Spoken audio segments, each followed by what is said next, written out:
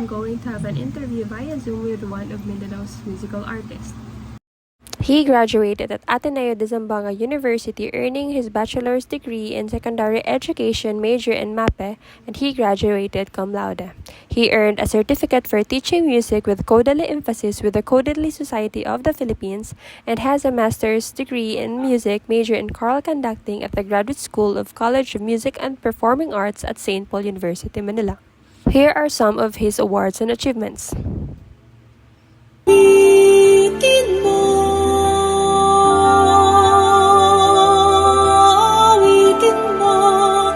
Awitin ang himig ng pag-ibig.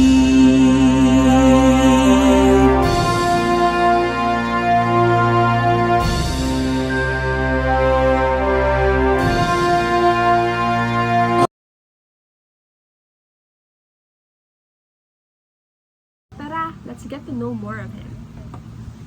Good evening, Sir Sham. Tell me how and when you came to appreciate music arts and who or what has inspired you. Well, primarily, I grew up in a family who are avid fans of music. They are not actually musicians, but they are music lovers.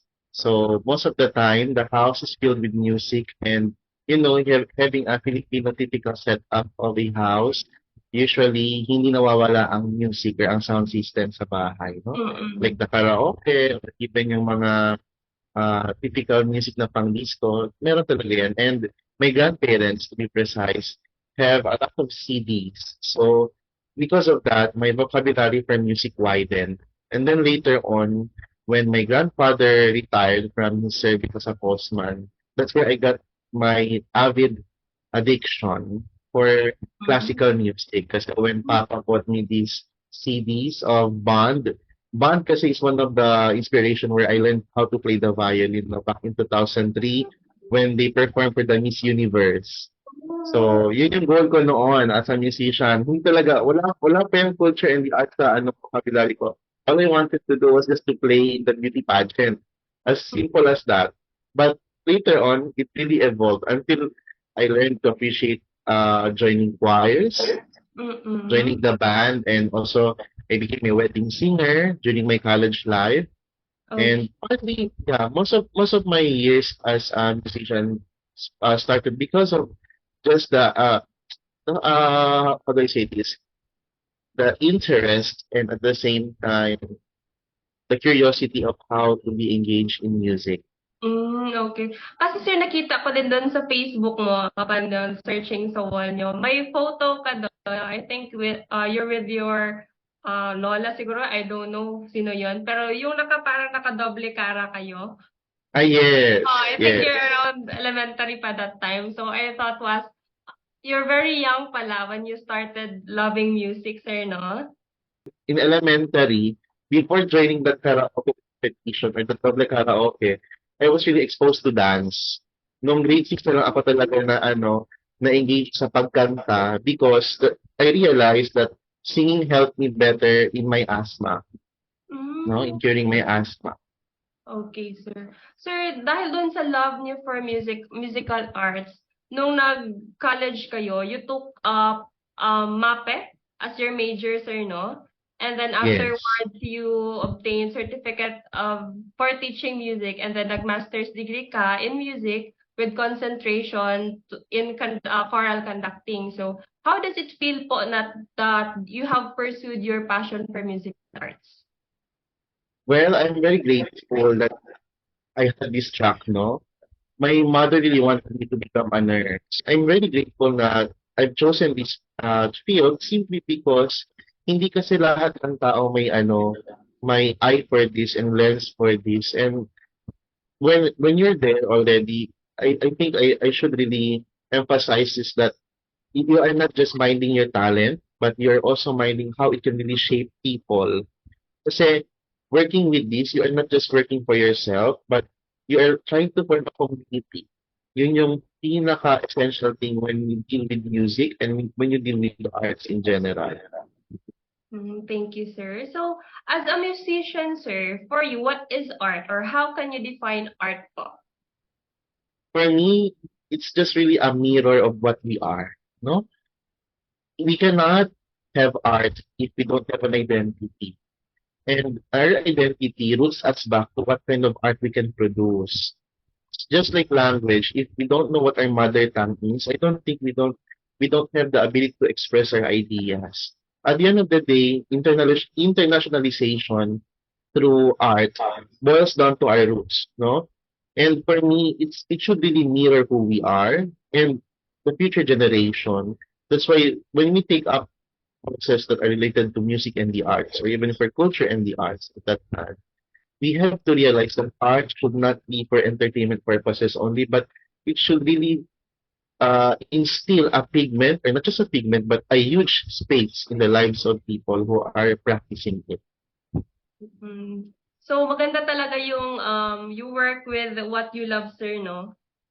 Kasi nakaka-connect Yes, talaga ng tao. Tapos, nagli-live ka sa gusto mo. Tapos, yung tao din na-inspire kung ano yung ginagawa niyo po. Then, yes. mm. Tapos, sir, di ba marami kayong music instruments na piniplay? So, ano-ano yun? At sa mga instruments na yun, ano yung favorite niyo pong i-play po? Well, as early as elementary, I also joined the rondalla, so I was assigned at the guitar section, and then later on, I also played the recorder. Then back in high school, as early as 15 years old, I already learned how to play the violin. And then I also learned how to play keyboard, but my keyboard proficiency is more on the functional side, not really on the performance side, just enough to lead a choir, to tell them the chord, to form the sound and the like. But above them all, my favorite would be the violin. Mm. Sir, you're also a songwriter, sir, di ba? Yes. What is your music genre po? Or is there any music genre you prefer when you're songwriting or you're Well, composing? luckily, in my lifetime as a composer, wala naman ako pinipiling genre. But there's always a consideration. Whenever I enter into a particular genre, I make sure I study it first. No? Especially when I deal with ethnic sounds or even with ballads, no? And I'm very particular with variations. Why do I say this? Para kasi conversation, you don't always have to say things the same way. Yun yung mo ano ko talaga principle when writing it. But as a composer, for the choral aspect, I'm really into folk songs because I am really into culture, and studying folk songs helps me have a glimpse of the particular lens, no? Not just here in the Philippines, but in the ASEAN region or even outside, no, of the ASEAN region. Then, for composition naman in terms of songwriting, I am really particularly Chabacano. I also had my original compositions and all of them also won champion in the Chabacano Music Festival. Back then, I really joined because, not just because of the prize, although the prize is not really that enticing, but more than that, it's the legacy of preserving the language because there are rare Chabacano composers who really have the discipline. It's easy to write a Chabacano song, but the proper usage, no, tenses, the grammar, or even yung mga sinalepa and all other structures are very important for me. And there are many ways, no, to attempt, but not all kasi are precise. So that's one reason why. And I'm very thankful that before the pandemic was lifted, I was really given the chance to be a judge, no, for the last batch of the Chabacano Music Video Festival. You're really talented pala, Sir Sham, no? So, I'm very grateful po na ikaw yung na-feature ko for this project that I have. Sir, you have a research titled Preserving Obo Bagobo Culture and Arts and an Empowering Platform. Can you share us about what this research is? So this is basically highlighting the dances of the Obo-Bago people, but it is an empowerment platform in the sense that it motivates the people to really preserve their work, no? Kasi maraming nangyayaring variations sa kaya na minsan na-misinterpret ng mga tao. Like one, for example, the costumes, no? They always assume that Bagobo is a deprived community, but it's actually not. No, they're a very rich community, rich with resources. And even yung movements, no, when you see the dances in Kadayawan or in any competition at that time, masyadong malalaki, no? Siguro dahil sa choreography sake. But if you look into the lens of the Ogobagobo dances, they actually have slow movements. And for them, the slow movements is not a sign of inferiority, but it's a sign of humility. No? So may mga ganong meaning sila na minsan nakakalimutan kasi parang mas gusto natin yung grandeur, no? Yung talagang the bravura effect as you call it. But that really is a very essential study for me and I learned a lot from that, no? And I thank God I had that experience, no? Before man lang nag-pandemic na to really work with the Obobobo people and at the same time to encode their music. And I really hope that the USET, no, the University of Southeastern Philippines will continue that study also with the other series of dance. Kasi hindi lang naman yung isang dance ang ano inaral namin doon. There were series of dances and there were also other subjects like the traditions and their leisure games, no? There are many subsets which I really hope that they're still continuing it even when I'm no longer connected at the moment. Okay, sir. Sir, also, your compositions have been performed locally, nationally, and internationally. How does it feel or make you feel that so many people from various nationalities have sung and heard your songs? Well, it is really a huge honor. Minsan nga sinasabi ko, buti pa yung music ko, naka-travel na ako, wala pa, no? But I really take it as a huge pride in my heart that I have heard people performing it. And hindi lang for me, some of them actually even won in the competitions using the repertoire, ano? Like the first Tokyo International Choral Festival, I believe the Miriam Middle School College Choir won also gold, no? And at the same time, there's this also choir in the University of Baguio. They performed one of my pieces in North Sumatra, Indonesia, where they also won gold. And there are many other choral works, no? And I'm also very grateful of this, not just because these works were being heard internationally. It all started when the UP College of Pharmacy was really my choir. So we were the ones who pioneered the pieces and then people really liked it. Even yung mga judges sa UP Gawad Pangulo back in UP Diliman as early as March 2017, we performed that and we were really amazed with the performance. Okay. Aside from teaching music and arts in universities, do you have any advocacies you're currently working with? If there is, what is your goal? Well, I have three advocacies. Number one, I really help preserve Chavacano language by writing compositions, translations, or even what we call this transliterations, no? Second one is, of course, I'm working with churches, with choirs, no? I am a volunteer also of the Sing Philippines Youth Choir. Our advocacy at that time is to also help shape sounds. But the last advocacy that I have, which is very dear to my heart, is really helping students with special needs. For the past few years, I have been working with the special needs department of Western Mindanao State University.